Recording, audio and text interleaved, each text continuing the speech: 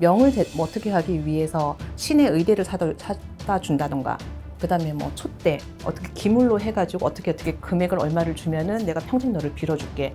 이거 자체는 저는 사실 좀 하지 마시라고 말씀을 드리고 싶어요.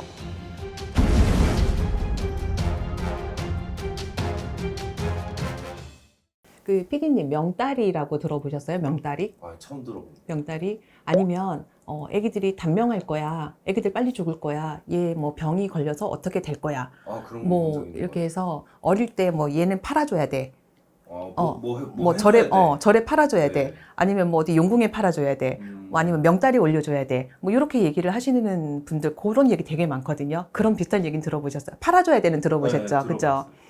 제가 명다리 얘기를 원래는 생각이 없었는데 요번에 삼재풀이 하면서 질문을 받다 보니까 명다리 단명에 대해서 얘기가 너무 많이 들어온 거예요. 그래서 이 부분에 대해서 좀 설명을 좀 한번 하고는 넘어가야겠다 싶어서 1월 제석당의 생각, 네, 다른 선생님들의 생각이 아니라 제 생각을 좀 말씀드리고 싶어요.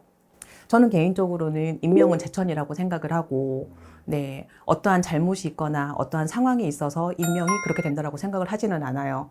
그래서 바꿔서 얘기를 하면 발사름은 저는 가야 된다라고 생각을 하는 사람이거든요.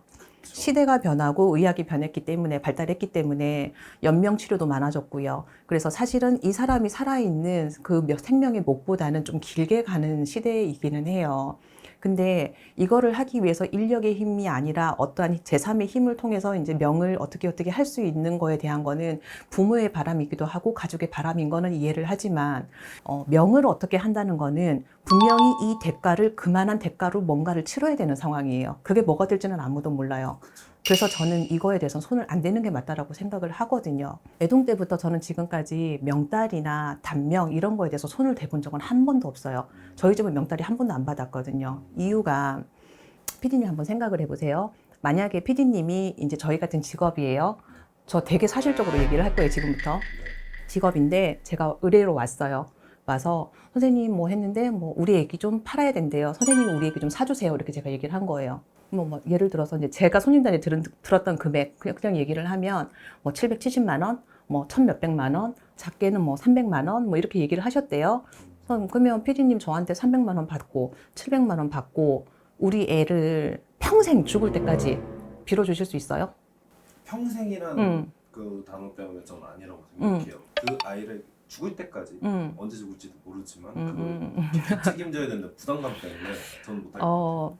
아이의 명이 어떻게 됐든지 간에, 질병이 어떻게 됐든지 간에 타고난 팔자는 분명히 있을 거란 말이에요. 근데 부모의 힘으로, 그 집 조상의 힘으로는 뭔가 부족해. 아이를 키워내기가 뭔가 부족한 2%가 있어. 그래서 우리 신령님의 힘으로, 그 다음에 내 힘으로, 내 빌어내는 원력의 힘으로 이 아이를 같이 키워내는 거란 말이에요. 평생, 죽을 때까지. 엄마가 되는 거죠. 네, 우리 대부, 대모, 뭐 서양에 그런 거 있죠. 네. 그거의 개념이란 말이에요.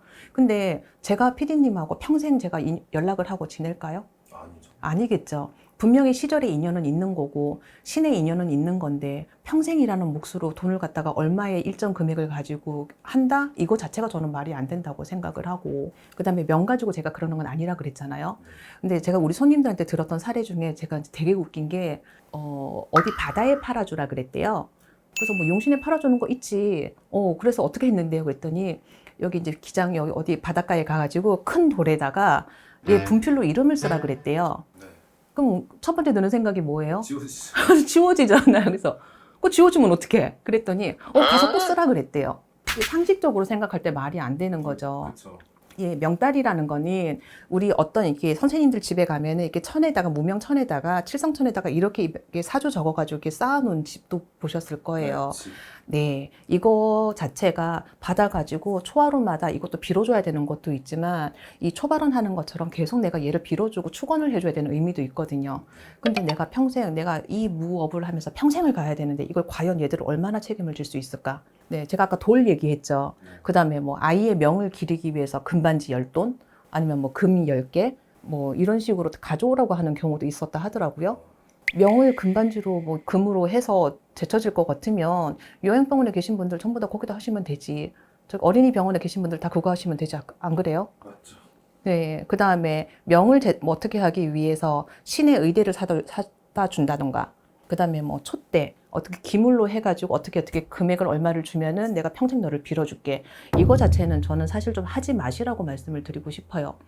아이가 어쨌든 그렇게 점사가 나왔다고 하면 아이 가지고 점사를 보는 것 자체가 첫 번째가 잘못이지만 왜 명예 어땠고 저땠고 잘못이 얘기가 나왔다고 하면 그냥 아이의 팔자를 인정을 하시고 평생을 빌어가는 나의 마음으로 일차적으로 삼으셔야 되는 거지 금전적으로 어떤 행위적으로 풀어야 되는 문제는 아니라는 거. 네, 요 얘기를 좀 하고 싶었습니다. 감사합니다. 약간 네. 비판적인 얘기도 포함되면서 저는 무속세계 많이 반성해야 된다고 생각해요. 네.